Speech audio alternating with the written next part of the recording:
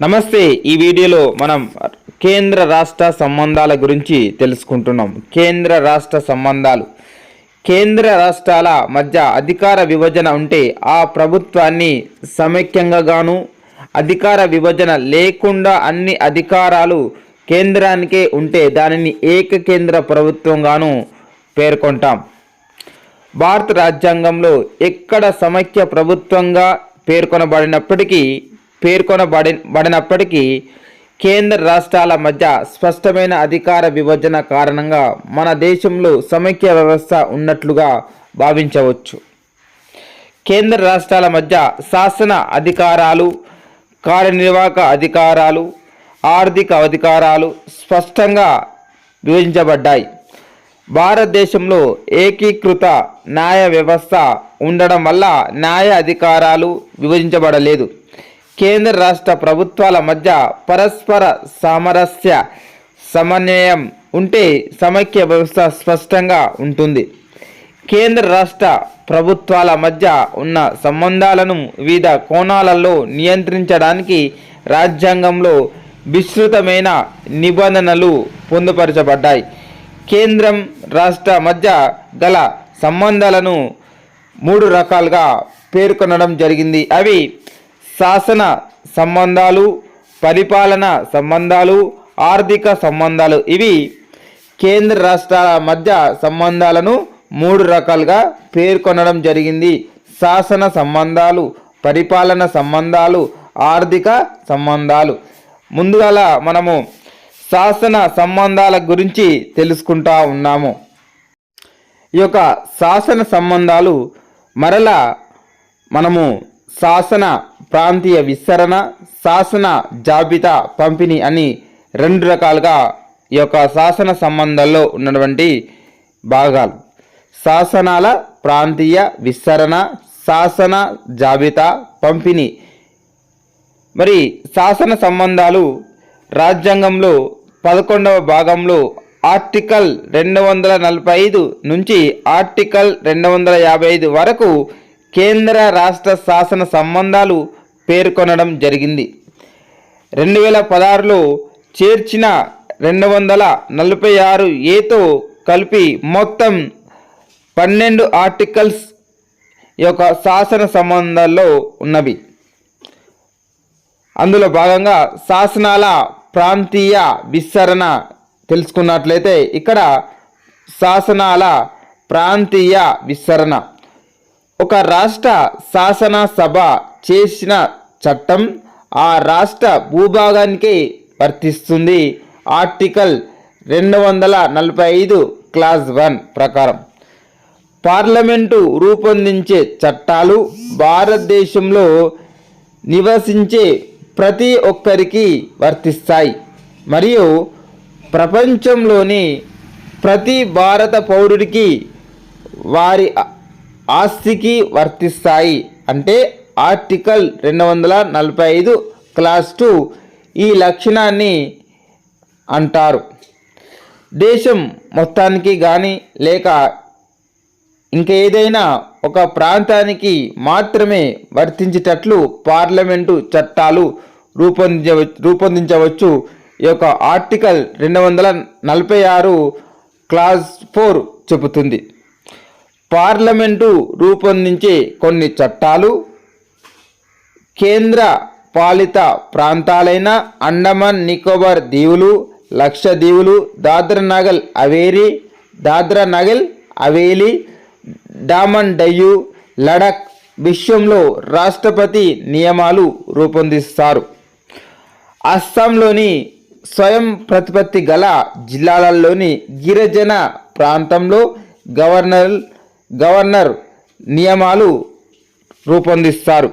మేఘాలయ, మిజోరం, త్రిపురలోని స్వయం ప్రతిపత్తి జిల్లాలలోని గిరిజన ప్రాంతాలకు రాష్ట్రపతి నియమాలు రూపొందించుతారు. నెక్స్ట్ శాసన జాబితా పంపిణీ. శాసన జాబితా పంపిణీ ఇందులో మనం చూసినట్లయితే కేంద్ర రాష్ట్రాల మధ్య 3 జాబితాల రూపంలో అధికార పంపిణీ చేయబడింది. కేంద్ర జాబితా, రాష్ట్ర జాబితా, మరియు ఉమ్మడి జాబితా. శాసన జాబితాల పంపిణీలో కేంద్ర జాబితా ఆర్టికల్ 246 క్లాస్ 1, రాష్ట్ర జాబితా ఆర్టికల్ 246 క్లాస్ 3, ఉమ్మడి జాబితా ఆర్టికల్ 246 క్లాస్ 2. వీటి వివరాలు 2వ షెడ్యూల్లోని పొందుపరచడం అనేది జరిగింది.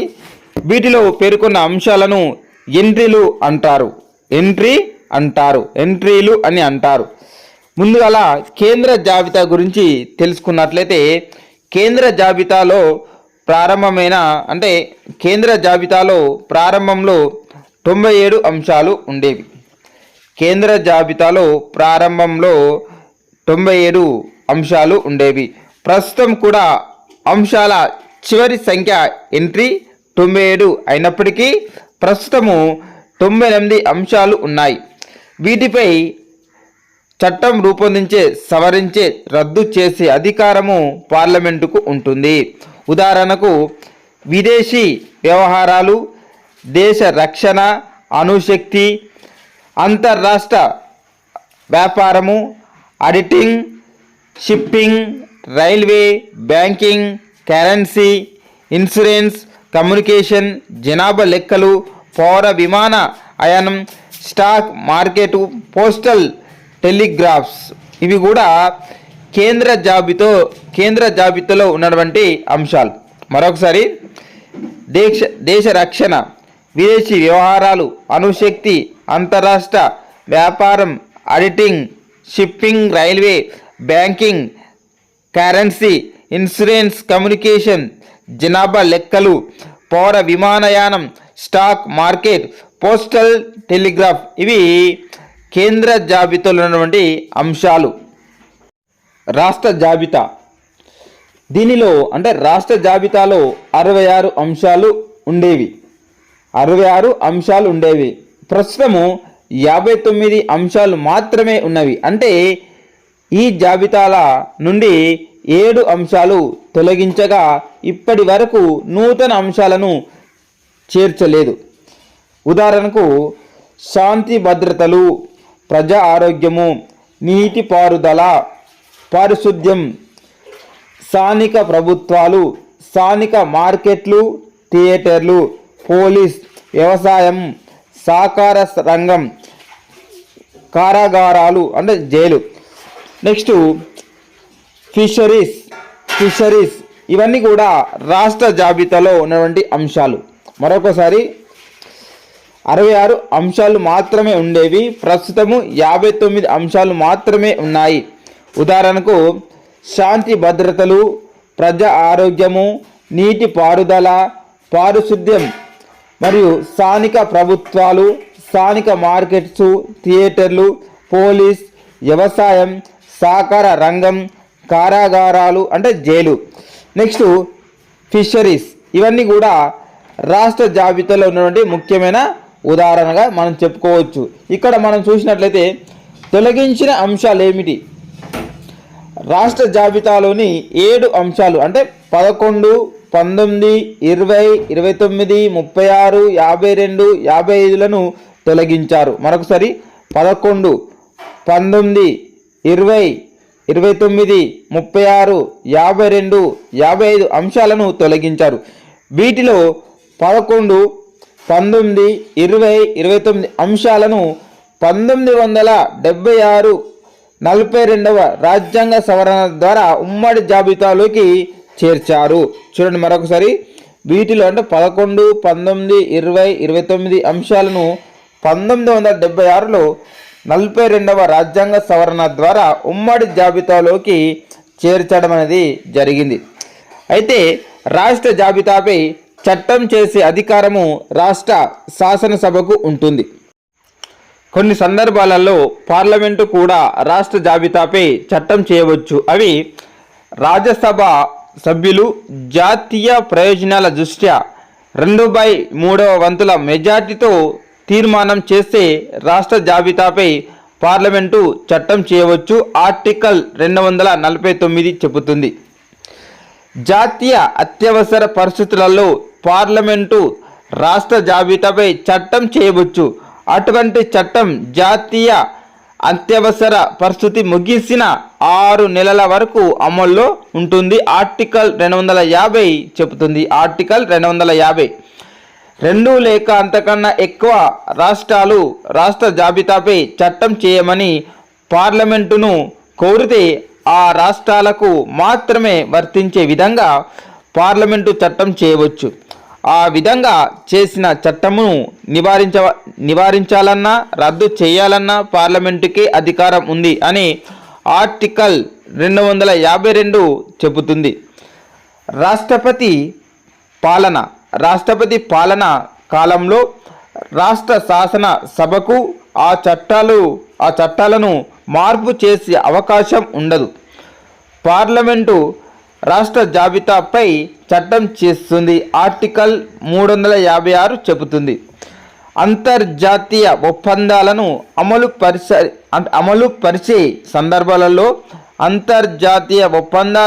అమలుపరిచే సందర్భాలలో కూడా అవసరం అయితే రాష్ట్ర జాబితాలోని అంశాలపై పార్లమెంటు చట్టాలు చేయవచ్చు అని ఆర్టికల్ 253 చెబుతుంది. రాష్ట్ర జాబితాపై చట్టం చేసే అధికారము రాష్ట్రానికే కాకుండా పార్లమెంటుకి కూడా కల్పించబడింది. కాబట్టి రాష్ట్ర జాబితాను 2వ ఉమ్మడి జాబితా అని కూడా పేర్కొంటారు. నెక్స్ట్ ఉమ్మడి జాబితా. ఈ యొక్క ఉమ్మడి జాబితాలో ప్రారంభంలో ఉమ్మడి జాబితాలో 47 అంశాలు ఉండగా ప్రస్తుతము ఇవి 42కి చేరాయి. అంటే 42 అంశాలు ఉన్నాయి. వీటిపై కేంద్రం రాష్ట్రాలు 2 చట్టాలు చేయవచ్చు. కాబట్టి ఈ జాబితాను ప్రముఖ విద్యావేత్త ఎంవి పైలి సంధ్యా సమయ మండలం అని పేర్కొన్నాడు లేదా పిలిచారు. ఎవరు? ప్రముఖ విద్యావేత్త ఎంవి పైలి సంధ్యా సమయ మండలం అని కూడా పిలుస్తారు.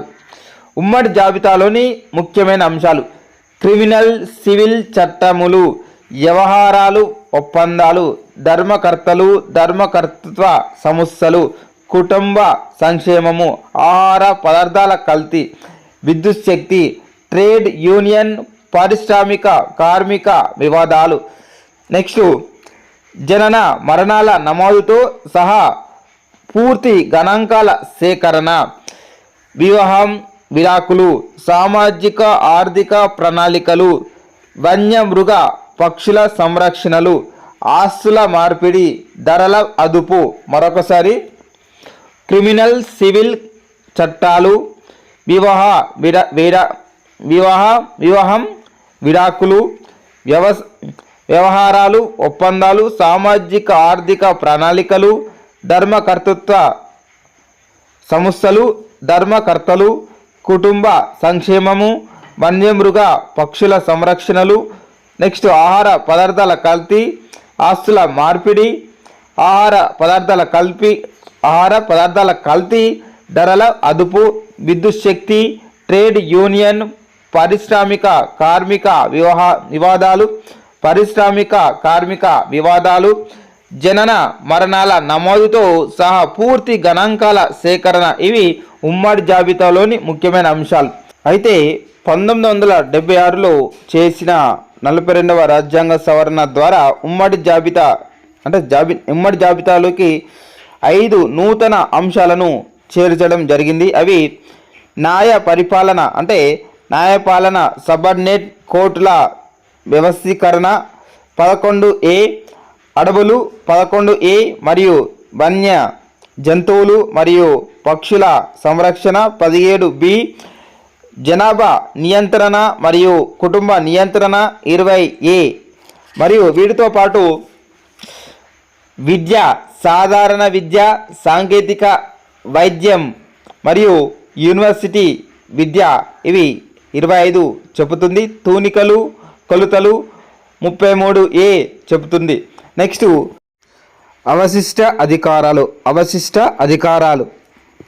ఇందులో మనం చూసినట్లయితే కేంద్ర జాబితాలో, రాష్ట్ర జాబితాలో, ఉమ్మడి జాబితాలో ప్రసవించబడని అంశాలను అవశిష్ట అధికారాలు అంటారు. మరొకసారి కేంద్ర జాబితాలో, రాష్ట్ర జాబితాలో, ఉమ్మడి జాబితాలలో ప్రస్తావించబడని అంశాలను అవశిష్ట అధికారాలు అంటాము. ఆర్టికల్ 248 ప్రకారము రాజ్యాంగం అవశిష్ట అధికారాలను కేంద్రానికి ఇవ్వడం జరిగింది. కాబట్టి ఈ అవశిష్ట అధికారాల జాబితాకు సంబంధించిన పన్ను విధించే అధికారము పార్లమెంటుకు ఉంటుంది. అమెరికా, ఆస్ట్రేలియా దేశాలలో అవశిష్ట అధికారాలను రాష్ట్రాలకు ఇవ్వగా కెనడాలో మాత్రము కేంద్రానికి ఇవ్వడం అనేది జరిగింది. భారత ప్రభుత్వ చట్టం 1935 ప్రకారము అవశిష్ట అధికారాలు అప్పటి వైస్రాయ్కు ఇచ్చారు. సెకండ్ వన్, ఇందులో పరిపాలనా సంబంధాలు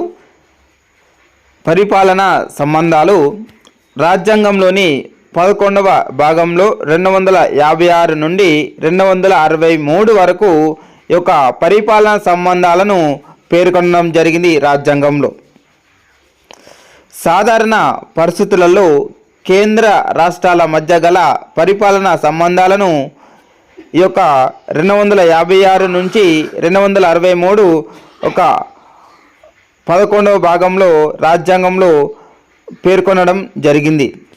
వీటిలో మొత్తం 10 ఆర్టికల్స్ ఉండగా రెండింటిని ఆర్టికల్ 257A, 259 తొలగించారు. ప్రస్తుతము 8 ఆర్టికల్స్ ఉన్నాయి. అందులో భాగంగా పరిపాలనా సంబంధాల్లో భాగంగా రెండు అధికారాలు ఉన్నవి. ఫస్ట్ వన్ కార్యనిర్వాహక అధికారాలు, నెక్స్ట్ పరస్పర విధుల బదిలీ. ఈ అంశాలు కూడా ఈ యొక్క పరిపాలనా సంబంధాల్లో భాగంగా ఉన్నవి. ముందుగాల కార్యనిర్వాహక అధికారాలు ఇందులో చూసినట్లయితే ప్రతి రాష్ట్ర ప్రభుత్వము తన కార్యనిర్వహణ అధికారాలను పార్లమెంటు చేసిన చట్టాలకు లోబడి వినియోగించుకోవాలి. ఆర్టికల్ 256 ప్రకారం తెలుస్తూ ఉంది. రాష్ట్రాలు తమ అధికారాలను వినియోగించుకునే సందర్భంలో అవి కేంద్ర ప్రభుత్వ అధికారాలను ప్రశ్నించే విధంగా ఉండకూడదు అని ఆర్టికల్ 257 చెబుతుంది. అదేవిధంగా 2 విషయాలలో రాష్ట్రాలకు కేంద్ర ప్రభుత్వము పరిపాలన పరమైన సూచనలు చేయవచ్చు. ఈ సూచనలు రాష్ట్రాలు తప్పకుండా పాటించాలి. పాటించకపోతే ఆర్టికల్ 365 ప్రకారము రాష్ట్రంలో ప్రభుత్వం విఫలం అయిందని రాష్ట్రపతి పాలన విధించవచ్చు. ఉమ్మడి జాబితాలోని అంశాలపై పార్లమెంటు చట్టం చేసినప్పటికీ ఆ అంశంపై కార్యనిర్వాహక అధికారము మాత్రం రాష్ట్రానికి ఉంటుంది. రాజ్యాంగ నిబంధనలలో కానీ పార్లమెంటు కానీ తప్పనిసరిగా అంశాలపై కార్యనిర్వాహక అధికారం కేంద్రానికి ఉందని నిర్ణయిస్తే తప్ప. నెక్స్ట్ పరస్పర విధుల బదిలీ. రాష్ట్ర ప్రభుత్వం యొక్క అనుమతి లేనప్పటికీ కేంద్ర ప్రభుత్వానికి సంబంధించిన కొన్ని పాలనా విధులను పార్లమెంటు శాసనం ద్వారా రాష్ట్ర ప్రభుత్వానికి బదిలీ చేయవచ్చు అని ఆర్టికల్ 258 ప్రకారము తెలుస్తూ ఉంది. కేంద్ర ప్రభుత్వం యొక్క అనుమతితో మాత్రమే రాష్ట్ర ప్రభుత్వ విధులను కేంద్ర ప్రభుత్వానికి రాష్ట్ర గవర్నర్ బదలాయించవచ్చు. ఈ అంశాన్ని 1956లో 7వ రాజ్యాంగ సవరణ ద్వారా ఆర్టికల్ 258A చేర్చారు. ఆర్టికల్ 260 ప్రకారము భారత ప్రభుత్వము ఒక ఒప్పందం ద్వారా భారతదేశం బయట ఉన్న భూభాగాల యొక్క కార్యనిర్వాహక శాసన పరిపాలన విధులను చేపట్టవచ్చు. ఆర్టికల్ 352 ప్రకారము జాతీయ అత్యవసర పరిస్థితి విధించినప్పుడు కేంద్ర కార్యనిర్వాహక పరమైన ఆదేశాలను రాష్ట్రాలకు జారీ చేయవచ్చు. ఈ సందర్భంలో రాష్ట్రం కేంద్ర ప్రభుత్వం యొక్క నియంత్రణలో పనిచేస్తుంది. ఆర్టికల్ 356 ప్రకారము రాష్ట్రపతి పాలన విధించినప్పుడు రాష్ట్రపతి రాష్ట్ర ప్రభుత్వము గవర్నర్ మరియు కార్యనిర్వాహక అధికారుల అధికారాలను పూర్తిగా నియంత్రిస్తారు. అదేవిధంగా ఆర్టికల్ 360 ప్రకారం ఆర్థిక అత్యవసర పరిస్థితి విధించినప్పుడు రాష్ట్రం పాటించవలసిన ఆర్థిక నియమావళిని కేంద్రం నిర్దేశించవచ్చు మరియు రాష్ట్ర ప్రభుత్వం ఉద్యోగుల జీతాలను తగ్గించమని ఆదేశించవచ్చు. ఇవి పరిపాలన సంబంధాల్లో కార్యనిర్వాహక అధికారాలు, పరస్పర విధుల బదిలీ. నెక్స్ట్ ఆర్థిక సంబంధాలు. ఆర్థిక సంబంధాలు రాజ్యాంగంలోని 12వ భాగంలో గల 268 నుండి 293 వరకు గల ఆర్టికల్స్ కేంద్ర రాష్ట్రాల మధ్య గల ఆర్థిక సంబంధాలను పేర్కొన్నాయి. వీటిలో మొత్తం 30 ఆర్టికల్స్ ఉండగా 4ని తొలగించారు. ప్రస్తుతము 26 ఉన్నవి. ఆర్థిక సంబంధాల్లో భాగంగా కేంద్రం విధించే పన్నులు, రాష్ట్రం విధించే పన్నులు, ఉమ్మడి జాబితాలోని అంశాలపై పన్ను మరియు అవశిష్ట పన్నులు గురించి మనము తెలుసుకుంటూ ఉన్నాం ప్రస్తుతం ఈ యొక్క ఆర్థిక సంబంధాల్లో. రాజ్యాంగంలో 12వ భాగంలో గల 268 నుంచి 293 వరకు గల ఆర్టికల్స్ కేంద్ర రాష్ట్రాల మధ్య గల ఆర్థిక సంబంధాలను వివరిస్తాయి. వీటిలో మొత్తం 30 ఆర్టికల్స్ ఉండగా 4ని తొలగించారు. ప్రస్తుతం 26 ఉన్నవి. భారత రాజ్యాంగంలో 7వ షెడ్యూల్లో పన్నులను విధించే అంశాల గురించి పేర్కొనడం జరిగింది. 7వ షెడ్యూల్లో కేంద్రం విధించే పన్నులు. కేంద్ర జాబితాలోని అంశాలపై పన్ను విధించే అధికారము కేవలం పార్లమెంటుకు మాత్రమే ఉంటుంది.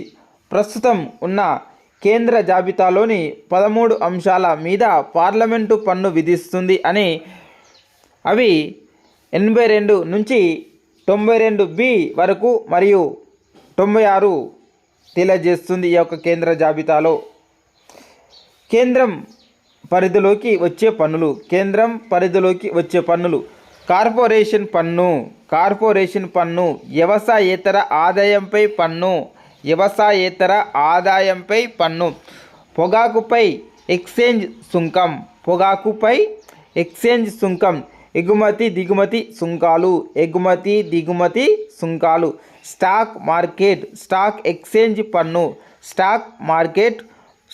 ఎక్స్చేంజ్ పన్ను, వ్యవసాయేతర భూముల వారసత్వ బదలాయింపు పన్ను, వ్యవసాయేతర ఎస్టేట్స్లపై పన్ను, వారసత్వ పన్ను, బిల్స్ ఆఫ్ ఎక్స్చేంజ్ ఇన్సూరెన్స్ పాలసీల బదలాయిలపై పన్ను, బిల్స్ ఆఫ్ ఎక్స్చేంజ్ మరియు ఇన్సూరెన్స్ పాలసీల బదిలీలపై పన్ను, సర్వీసులపై పన్ను, వార్తాపత్రికలపై అమ్మకపు పన్ను, అంతర్రాష్ట్ర వ్యాపారంలో విధించే అమ్మకపు పన్ను, అంతర్రాష్ట్ర వాణిజ్యంలో సరుకులపై విధించే పన్ను, అంతర్రాష్ట్ర రవాణా పన్ను, మూలధన విలువలపై పన్ను. ఇవి కేంద్రం పరిధిలోకి వచ్చే పన్నులు. నెక్స్ట్ రాష్ట్రం విధించే పన్నులు. రాష్ట్ర జాబితాలోని అంశాలపై పన్ను విధించే అధికారము రాష్ట్ర శాసనసభకు ఉంటుంది. ప్రస్తుతము రాష్ట్ర జాబితాలోని 18 అంశాలు మీద రాష్ట్ర శాసనసభ పన్ను విధిస్తుంది. అవి 43 నుండి 51, 53 నుండి 63 మరియు 66. రాష్ట్రం పరిధిలోకి వచ్చే పన్నులు అమ్మకంపై పన్ను, వారసత్వపు పన్ను, స్థిరాస్తులపై పన్ను, అబస్కరీ పన్ను, వినోదంపై పన్ను, వ్యవసాయంపై పన్ను మరియు వాణిజ్యపరమైన సంస్థలపై పన్ను, ఆర్టీసీ, విద్యుత్ ఉదాహరణగా చెప్పుకోవచ్చు. భూమి శిస్తు పన్ను, విలాసాలపై పన్ను, అడవులపై పన్ను, వృత్తి పన్ను, వాహనాలపై పన్ను, నీటిపారుదలపై పన్ను. ఇవన్నీ కూడా రాష్ట్ర పరిధిలోకి వచ్చే పన్నులు. అమ్మకపుపై పన్ను, వారసత్వపు పన్ను, స్థిరాస్తులపై పన్ను, అబస్కరీ పన్ను, వినోదంపై పన్ను, వ్యవసాయంపై పన్ను, వాణిజ్యపరమైన సంస్థలపై పన్ను, భూమి శిస్తు పన్ను, విలాసాలపై పన్ను, అడవులపై పన్ను, వృత్తి పన్ను, వాహనాలపై పన్ను, నీటిపారుదలపై పన్ను. ఇవన్నీ కూడా రాష్ట్ర పరిధిలోకి వచ్చే పన్నులు. నెక్స్ట్ ఉమ్మడి జాబితాలోని అంశాలపై పన్ను. ఉమ్మడి జాబితాలోని అంశాలపై పన్ను. ఉమ్మడి జాబితాలో పన్ను విధించే అంశాలు ఏమీ లేవు. కానీ 101వ రాజ్యాంగ సవరణ ప్రకారం 2016లో వస్తు సేవల పన్ను GSTని ఉమ్మడి జాబితాలో పన్ను విధించే అంశంగా చేర్చారు. దీని కొరకై ఆర్టికల్ 246A రాజ్యాంగంలో చేర్చారు. ఈ GSTని పార్లమెంటు, రాష్ట్ర శాసన సభలు విధించవచ్చు. కానీ అంతర్రాష్ట్ర వాణిజ్యానికి సంబంధించి మాత్రము GSTని కేవలము పార్లమెంటు మాత్రమే విధించవలెను. నెక్స్ట్ అవశిష్ట పన్నులు. అవశిష్ట జాబితాలోని అంశాలపై పన్ను విధించే అధికారము కేవలము పార్లమెంటుకు మాత్రమే ఉంటుంది. బహుమతి పన్ను, సంపద పన్ను, వ్యయంపై పన్ను ఇవన్నీ కూడా మనము ఈ యొక్క కేంద్ర రాష్ట్ర సంబంధాల్లో భాగంగా ఉన్నటువంటి ముఖ్యమైన అంశాలు. ఈ యొక్క శాసన సంబంధాలు, పరిపాలన సంబంధాలు మరియు ఆర్థిక సంబంధాలు.